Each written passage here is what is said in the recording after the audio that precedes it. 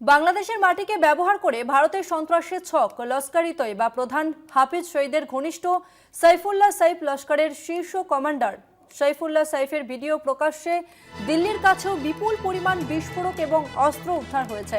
কাশ্মীর থেকে বিস্ফোরক আনা হয়েছিল দিল্লির কাছে। ফরিদাবাদে কাশ্মীরের চিকিৎসককে জিজ্ঞাসাবাদ করেই এই বিস্ফোরকের খোঁজ এবং এই ঘটনায় দুজন কাশ্মীরি চিকিৎসক।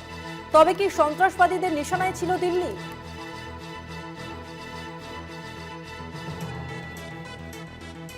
সরাসরি নিউজ রুম থেকে রয়েছে আমাদের প্রতিনিধি অঙ্কুর ভট্টাচার্য। অঙ্কুর, তা ভারতের জন্য কতটা উদ্বেগ বা চিন্তার বিষয়? কারণ কি আমরা দেখেছিলাম যে পেহেলগামেতে অনুপ্রবেশকারীরা তারা এসে হামলা চালিয়েছিল।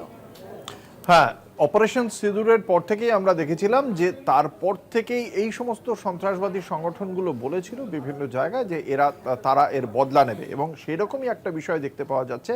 একদিকে যেমন দেখতে পাওয়া গেল যে দিল্লির অদূরে ফরিদাবাদ থেকে বিপুল পরিমাণ বিস্ফোরক এবং অস্ত্র পাওয়া যাচ্ছে, অন্যদিকে গোয়েন্দারা যে ভিডিও সামনে এনেছেন সেই ভিডিওতে দেখতে পাওয়া যাচ্ছে লস্করে তৈবার যিনি প্রধান হাফিজ সঈদ, তার অত্যন্ত ঘনিষ্ঠ সাইফুল্লাহ সাইফ, তিনি একটি জনসভায় দাঁড়িয়ে যে বক্তব্য রাখছেন সেখানেই তিনি বলছেন যে লস্করে তৈবার প্রধান হাফিজ সঈদের এই অপারেশন সিঁদুরের বদলা নিতে তিনি বাংলাদেশে পাঠিয়েছেন তার একজন ঘনিষ্ঠ সহযোগীকে।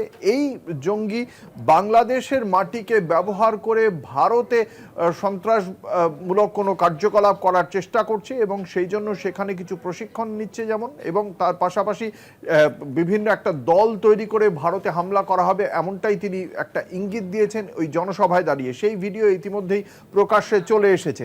অন্যদিকে আমরা কি দেখতে পাচ্ছি, কাশ্মীর পুলিশ আদিল আহমেদ বলে একজনকে গ্রেপ্তার করে। এই আদিল আহমেদ কাশ্মীরের রাস্তায় জৈশ ই মোহাম্মদের সমর্থনে পোস্টার সাঁটিয়েছিল, সেই কারণেই তাকে গ্রেপ্তার করা হয়। পরবর্তীকালে তাকে জিজ্ঞাসাবাদ করা হয় এবং জিজ্ঞাসাবাদের পর একদিকে যেমন তারই লকার থেকে AK-47 পাওয়া যায়, তার পাশাপাশি তার কথার সূত্র ধরেই পুলিশ আসে দিল্লির কাছে ফরিদাবাদে। সেখানেই প্রচুর পরিমাণ বিস্ফোরক উদ্ধার হয় এবং অস্ত্র উদ্ধার হয়।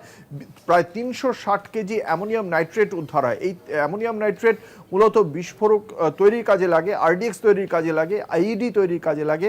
এই অ্যামোনিয়াম নাইট্রেট তৈরি হয়েছে, উদ্ধার করেছে পুলিশ সেখান থেকে। এবং একই সঙ্গে এই আদিল আহমেদ, তিনি মোজাম্মেল বলে এক চিকিৎসক, তিনি ফরিদাবাদের একটি হাসপাতালে চিকিৎসা করতেন। তাকে কাছে যেহেতু দিল্লির থেকে ফরিদাবাদের দূরত্ব খুব কম, সেই জন্যে সেই ফরিদাবাদের কাছে এই যাতে বিস্ফোরকটাকে পার্ক করা যায় সেই বন্দোবস্ত করার জন্য মুজাম্মিলকে ব্যবহার করেছিলেন এবং মুজাম্মিল এই বিস্ফোরকগুলোকে লুকিয়ে রেখেছিল।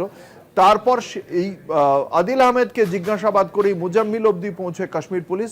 দুজন চিকিৎসককেই এই মুহূর্তে নিজেদের হেফাজতে নিয়েছে কাশ্মীর পুলিশ। তাদের জিজ্ঞাসাবাদ করা হচ্ছে যে কিভাবে এই বিস্ফোরক এলো, এই বিস্ফোরক নিয়ে ঠিক কী ধরনের ষড়যন্ত্র ছিল সন্ত্রাসবাদীদের, তারা কোথায় এই বিস্ফোরণ করাতো, এবং এই 360 কেজি অ্যামোনিয়াম নাইট্রেট ঠিক কিভাবে বিস্ফোরক হিসেবে তারা এই বিস্ফোরকে কিভাবে ব্যবহার করতো, তারা সমস্তটা যেমন দেখা হচ্ছে। এবং তার পাশাপাশি সাইফুল্লাহ সাইফের যে ভিডিও প্রকাশ্যে এসেছে, তাহলে মনে করা হচ্ছে লস্করে তৈবা এবং জৈশ ই মোহাম্মদ, কারণ এই আদিল আহমেদ সে জৈশ ই মোহাম্মদের পোস্টার সাটা ছিল, ফলে জৈশ গ্রুপের সদস্য বলেই মনে করা হচ্ছে। অন্যদিকে সাইফুল্লাহ সাইফ যে কথা বলছেন, তিনি লস্করের প্রধান হাফিজ সঈদের ঘনিষ্ঠ, ফলে লস্করের জৈশ দুজনে কি তাহলে একসঙ্গেই দিল্লিকে টার্গেট করেছিল, সেই প্রশ্নটাই কিন্তু উঠে আসছে। এবার গোয়েন্দারা সেই বিষয়টিকে খতিয়ে দেখছেন। ধন্যবাদ অঙ্কুরদা। নিউজ রুম থেকে সরাসরি ছিলেন আমাদের প্রতিনিধি অঙ্কুর ভট্টাচার্য। বাংলাদেশের মাটিকে ব্যবহার করে ভারতের সন্ত্রাসের ছক লস্কর-ই তৈবা প্রধান হাফিজ সঈদের ঘনিষ্ঠ সাইফুল্লাহ সাইফ লস্করের শীর্ষ কমান্ডার সাইফুল্লাহ সাইফের ভিডিও প্রকাশ্যে এবং দিল্লির কাছেও বিপুল পরিমাণ বিস্ফোরক ও অস্ত্র উদ্ধার হয়েছে।